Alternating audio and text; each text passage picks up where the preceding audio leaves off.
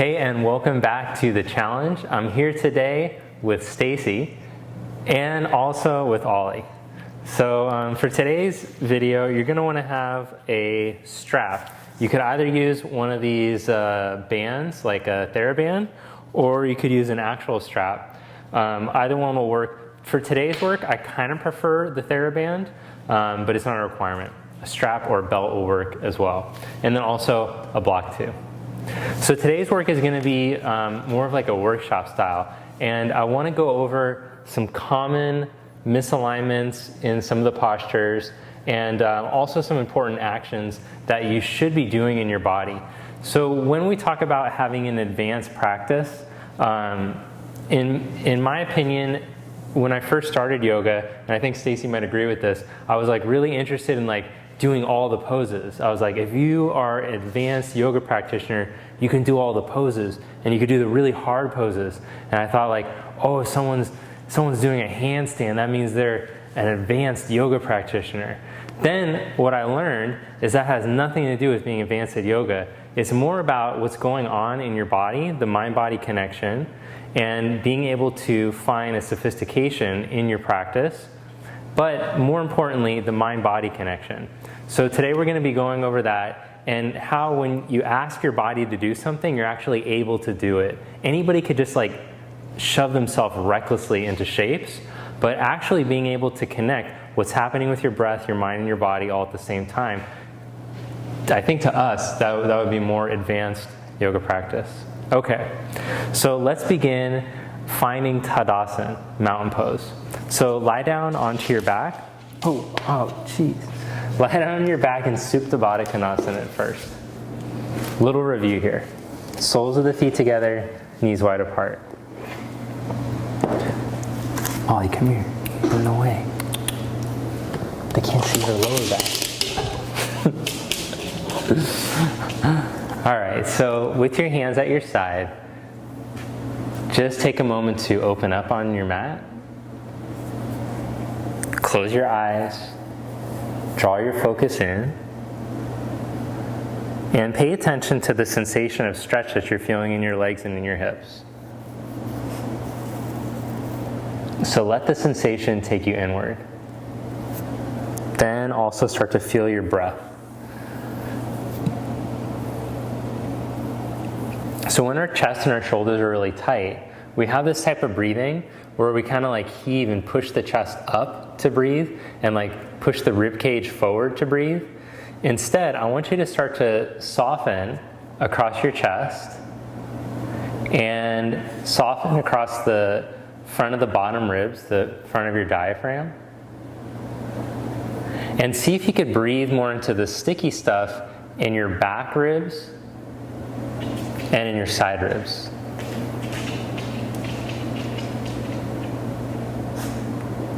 If you're not used to breathing like that, it'll feel blocked, constricted, and it might even give you a little anxiety to try to have to focus on breathing in there. So don't strain to do it. Stay as relaxed as you can as you breathe into those back and side ribs.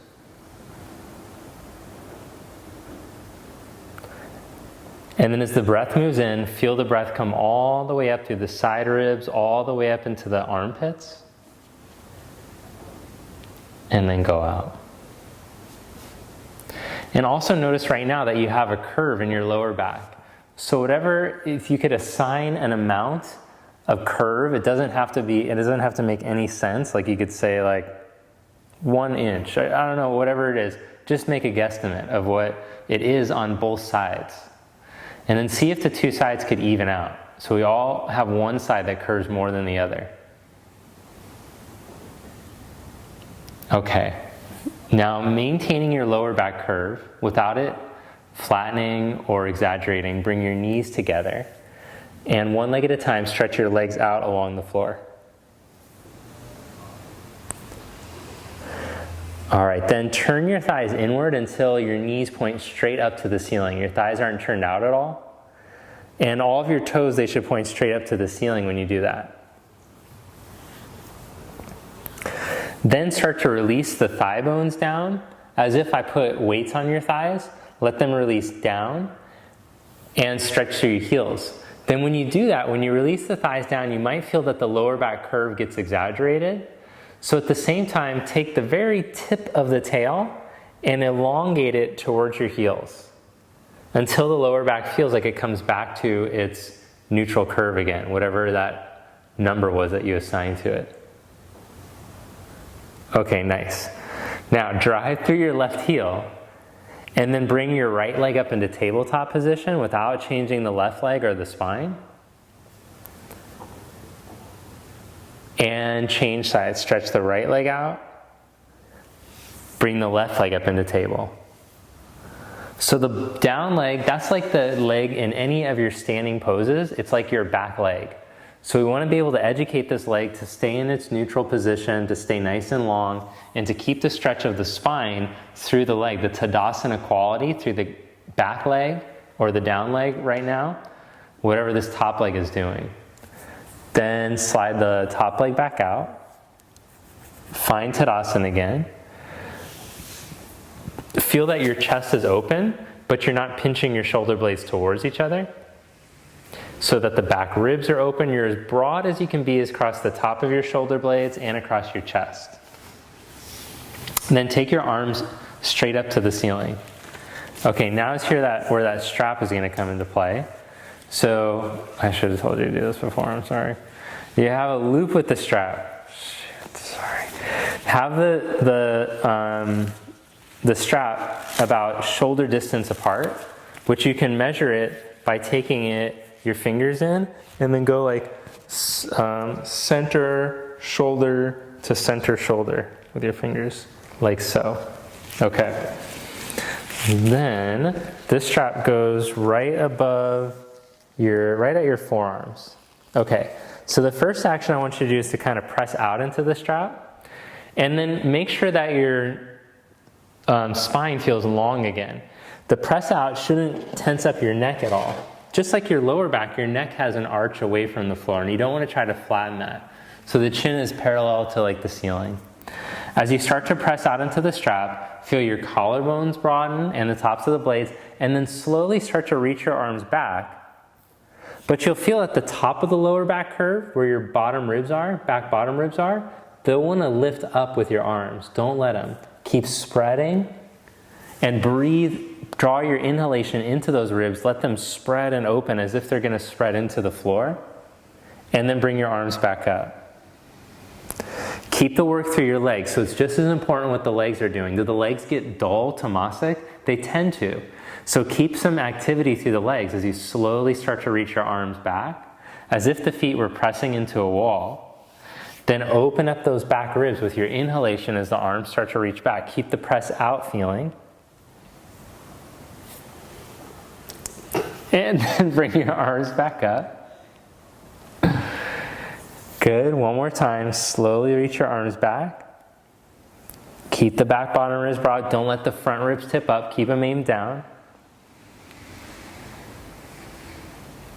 And then bring your arms back up. Good. Move the strap to the side. Roll over to your side. And then come onto your hands and your knees. Cat-cow, 3 rounds. Just move with your breath, nice and slow.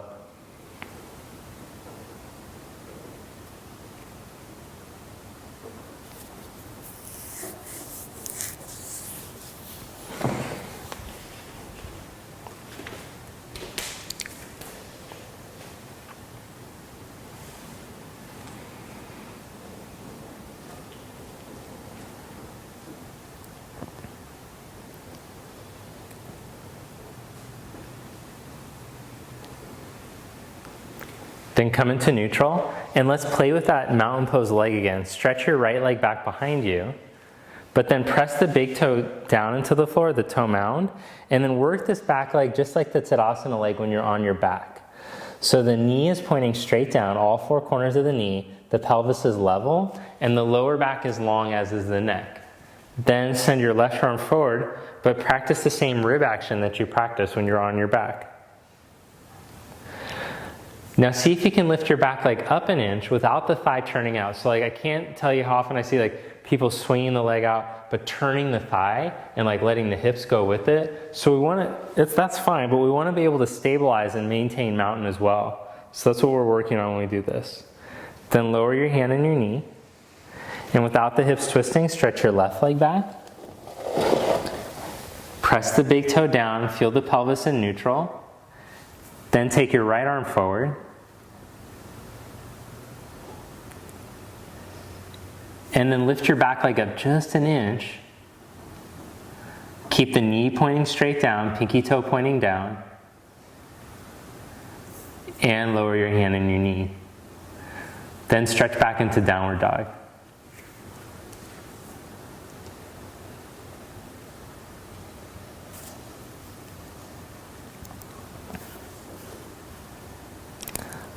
Then set your knees down for just a moment onto your mat.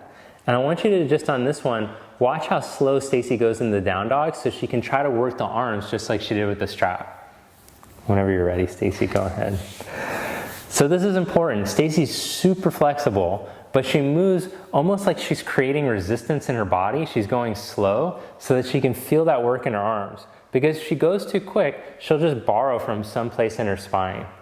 Okay, try it like Stacy did now. Don't whip yourself. Go slow with control so that the muscles have time to elongate. Now, as you warm up in the practice, you'll be able to move quicker. So that's the cool thing. Walk your feet all the way forward to the front of your mat. Put a little bend in your knees and let your head drop.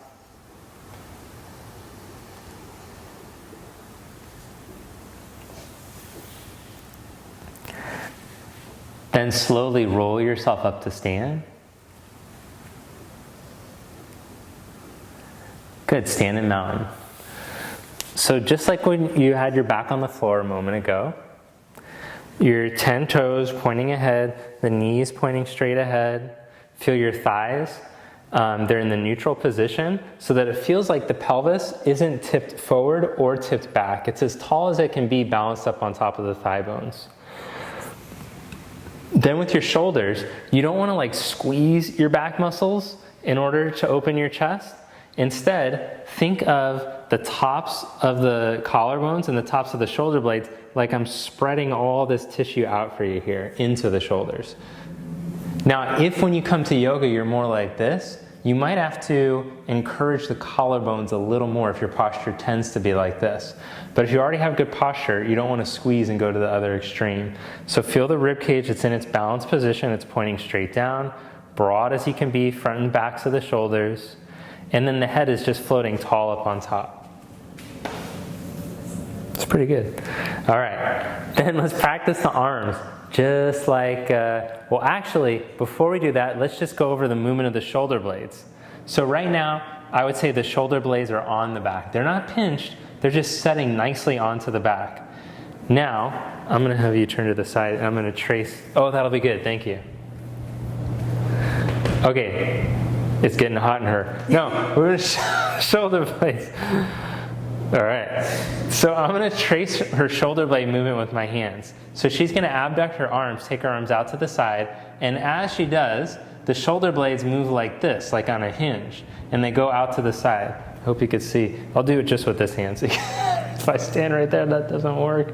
Okay, so this hand is mirroring her shoulder blade, showing what it's doing. Then if she goes all the way up, shoulder blade goes like this. So sometimes a yoga teacher will tell you, pull your shoulder blades down. Will you do that for a second? That is a bad instruction because the shoulder blade shouldn't go down. If you watch my hand, the shoulder blade went up. And look, all this sinking happens. So instead, we want you to lift the outer shoulder blades through the reach of the arms while maintaining the mountain pose spine. Now, if you wanted to look up and join your palms together, like for Warrior One, then the head will lean back and there's a lift upward. Let's try that. And then bring your arms all the way out to the side. And then back down at your side. And one more time, I'll trace this movement. So the hand is flat and then starts to go out and then all the way up. And there's a lift from the outer shoulders. Now there's also height for the back of the neck. So there should be an ability to control the spinal muscles so that when the arms go up, you don't start to sink like this into your back. You're still lifting and your neck is growing tall through the reach of the arms. Then bring your arms back down to the side. So I apologize for all the yoga teachers that told you to pull your shoulders down. Don't do that. Step up to the top of your mat. Inhale, raise your arms up. Exhale, fold forward. Inhale, flat back. Step back into plank pose, one leg at a time. Good. Then slowly stretch back into your down dog. Now, one of the things though how that instruction got confused is because you don't want the inner shoulder blade to come up with the outer blade. The inner shoulder blade actually releases down. And that's why like sometimes in down dog, I'll give people this adjustment, kind of just where like I cue with my fingers to make sure that the upper traps aren't hiking up, that there's still that length for the neck. So part of that is the ability to activate the spinal muscles, and part of the ability is that you've released some of this tension in your upper traps. If you don't know how to do that, don't worry, we're going to do it on a restorative day. Glide into plank pose. Lower onto your belly. Stretch your arms all the way forward. So in this position, let's do with the thumbs pointing up, press the pinky fingers down, roll the outer shoulders down towards the floor so you feel that same space for the back of your neck and the spread, and then lengthen from your outer armpits into your pinkies. Make sure that your floating ribs, the bottom rib cage, doesn't push into the floor as you're doing that. Then bend the elbows out to the side and spread the tops of the blades into the elbows. So I noticed that some practitioners, if you try to do this before you've created the spread for the traps, then the traps will just all tense up. So if that's the case, press the elbows down so you can at least feel the spread. And then once you are able to control the spread, start to lift the elbows. Then stretch both arms straight back. Feel the shoulder blades on the back like you did in Tadasana. Now to come into a back bend, because you want the chest to be exaggerated, you can start to exaggerate the shoulder blade action and start to move them onto the back even more to roll the chest forward. So now roll the chest forward an inch. Yeah, and you'll see that the back muscles start to engage more to help to open up the chest. So when the arms go down, the shoulder blades are all the way on the back, out to the side, they're halfway up, and then when the arms are all the way up, those outer blades are fully spread like wings. Then bring your hands next to your side ribs, press up onto your hands and your knees, and stretch back into down dog.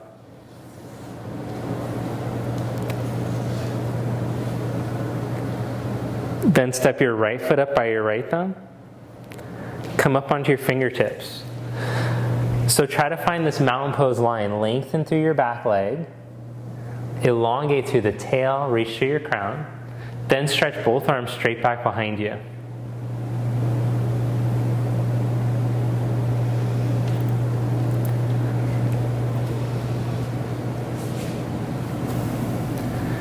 Good, then lift from your belly and start to come up.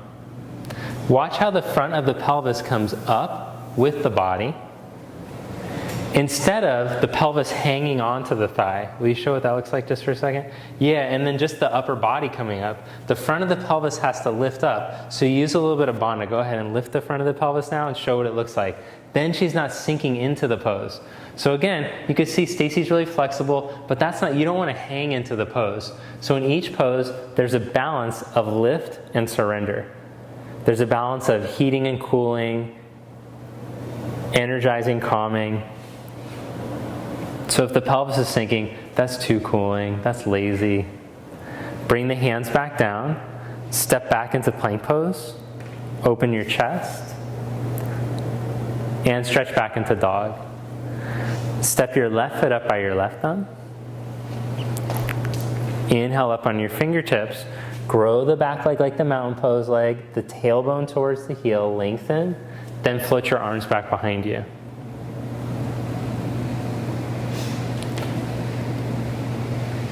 Good, so feel the blades come onto the back, but they don't pinch onto your back, because the top of the blades are broad, the chest is broad. Then start to come up, but lift from the front of your pelvis. Lift through your middle to come up. Now you don't want to overdo and start to do like Steve Urkel pelvis, like I'm showing. So just lift until it feels like the front and the back of the pelvis are lifting evenly. All four sides of the waist tall. Then bring your hands back down, step back, downward dog. Walk your feet up to the front of your mat. Inhale, make a flat back. Exhale, fold forward. Inhale, chair pose, bend your knees and sit back. Press up to stand, Samastiti. Inhale into chair pose, bend your knees and sit back. All right, so in this pose, as you hold here, take your arms forward, and I want you to feel the heel bones, the center of the heels, descend into the floor.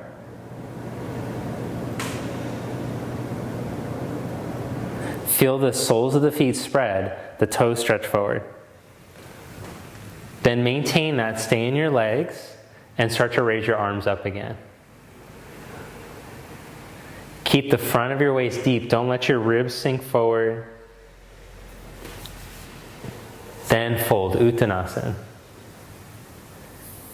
Inhale, flat back. Step back into plank pose, one leg at a time.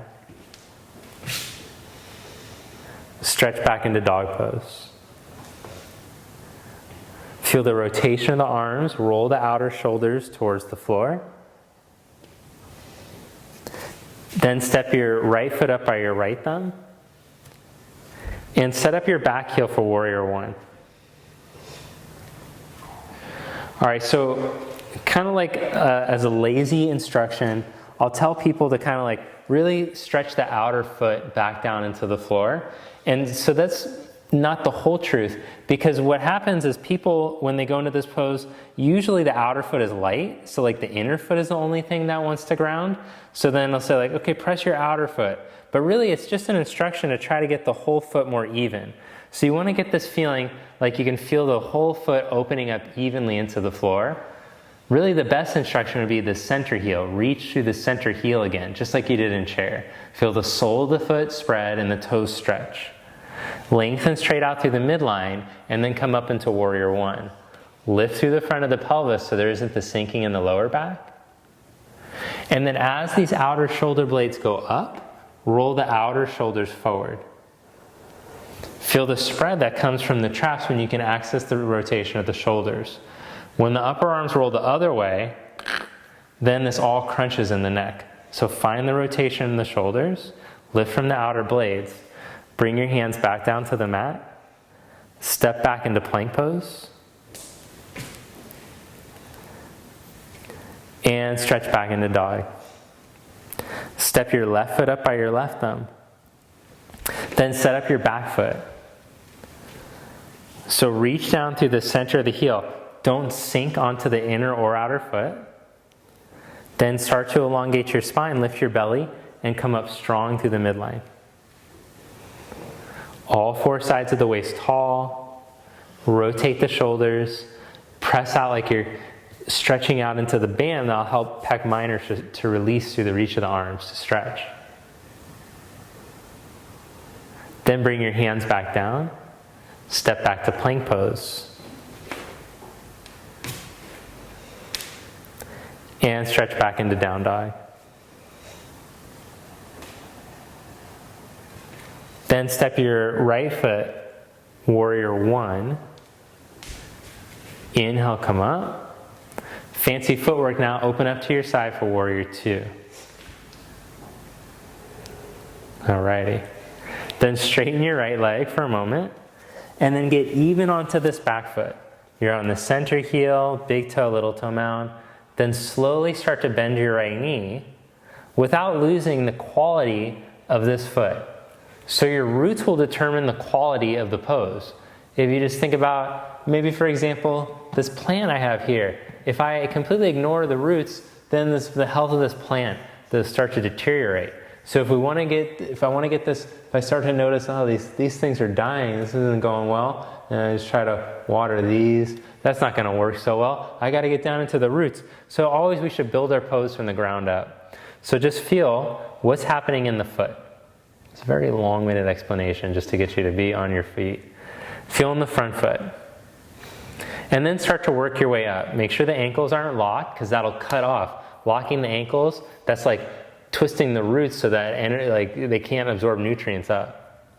And then make sure that the pelvis is balanced. It's not synced forward or back, right or left. It's balanced up on top of the legs. Then bring your right forearm onto your right thigh, but still keep the lift through the front of the right pelvic head at the same time, so you're not just sinking onto your thigh. Reach your left arm all the way over. Practice the same rotation like when you're in the strap with the arm.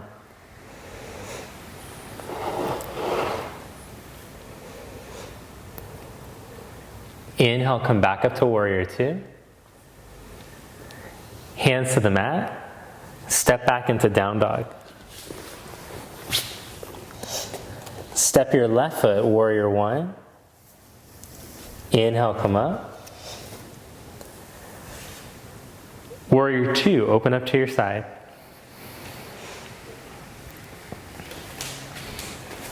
Okay, now let's talk about squaring the hips. What is up with squaring the hips?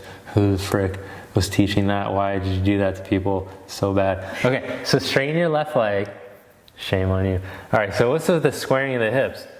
Oh, there's a whole branch of yoga, the core power yoga that's telling people to square their hips, which is this action. I won't make Stacy do it for long because it's so bad for you. They say square your hips in warrior two.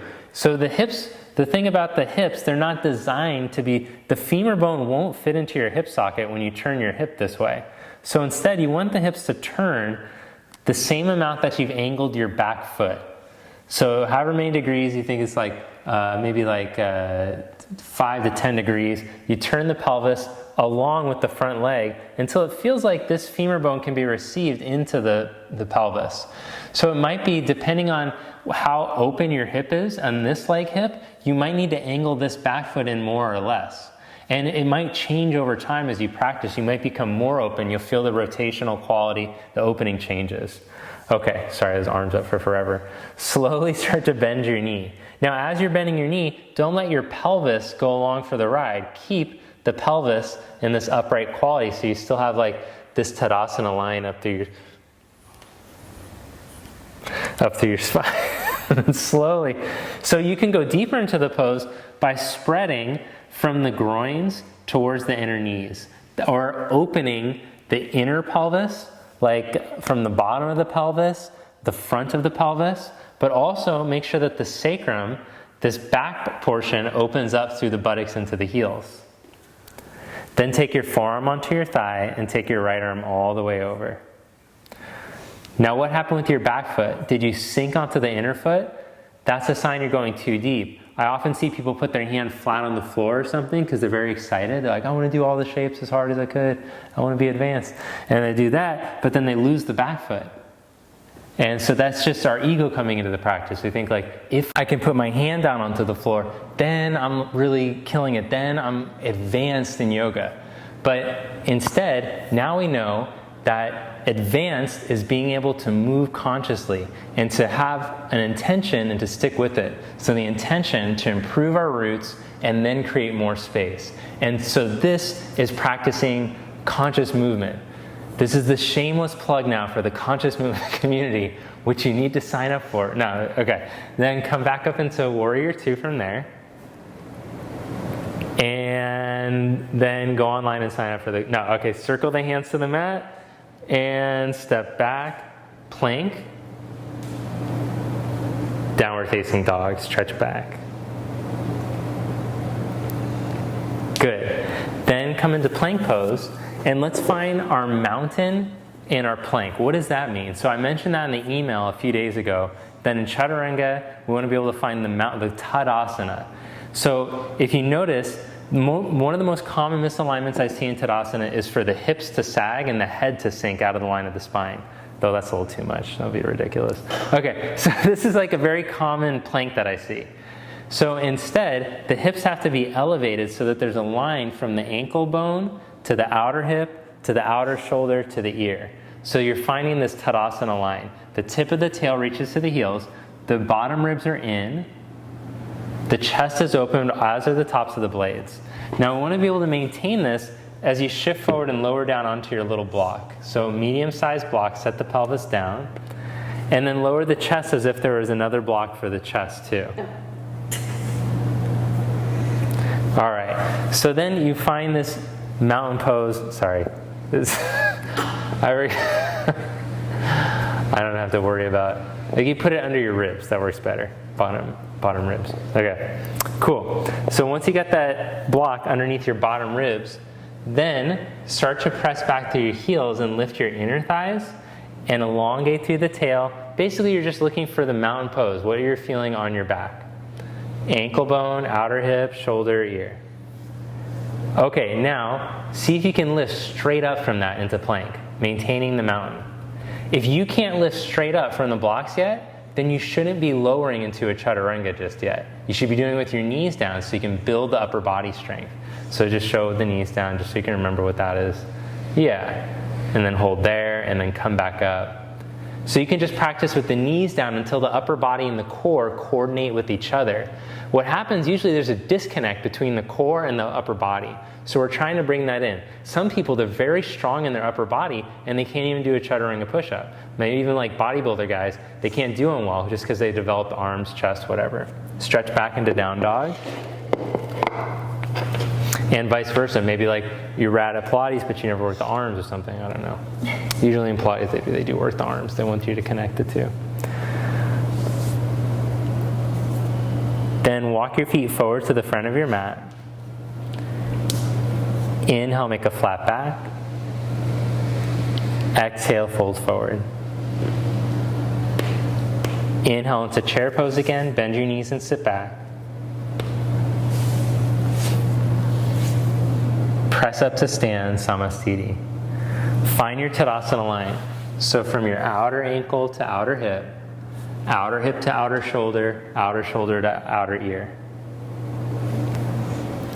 Then stretch your arms straight out in front of you without anything moving. Usually stuff will want to start to like sink forward when the arms go forward. So be strong enough, discerning, and conscious enough to be able to hold that mountain line.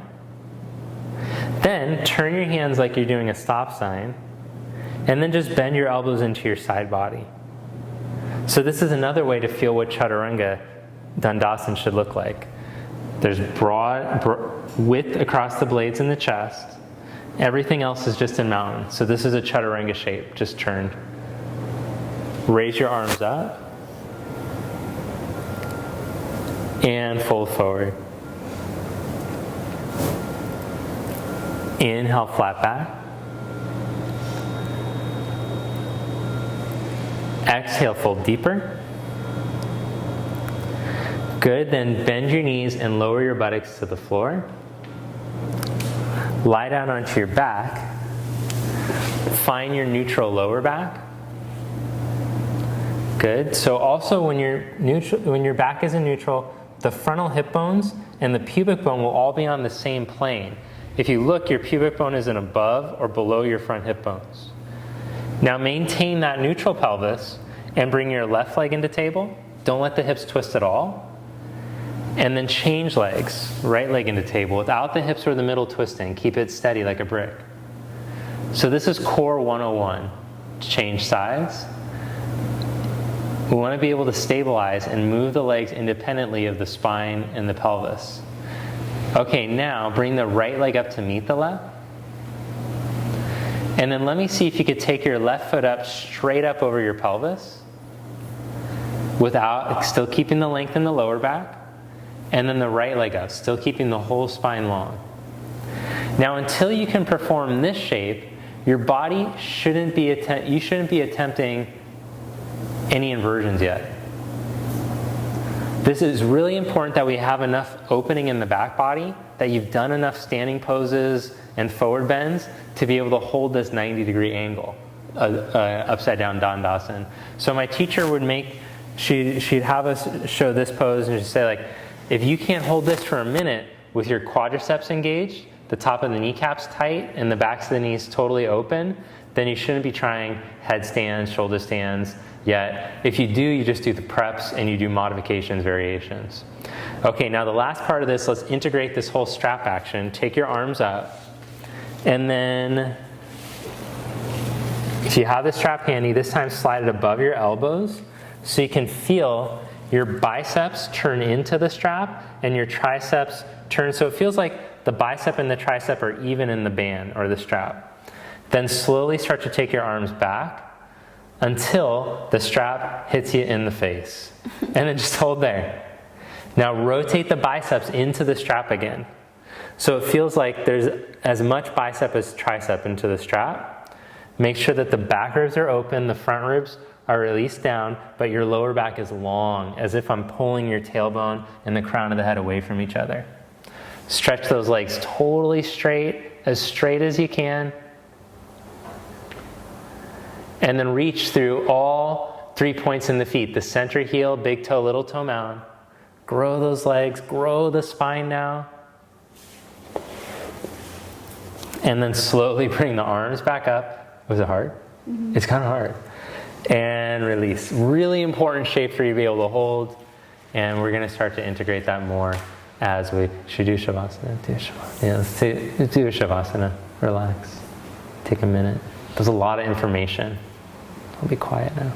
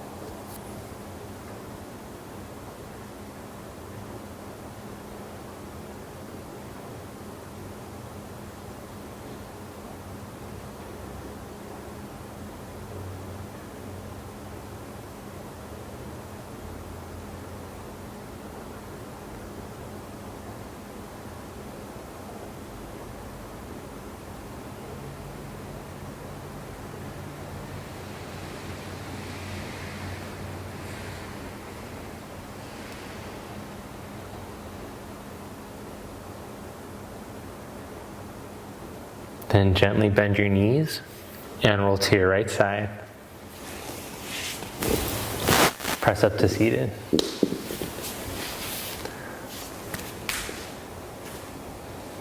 Namaste.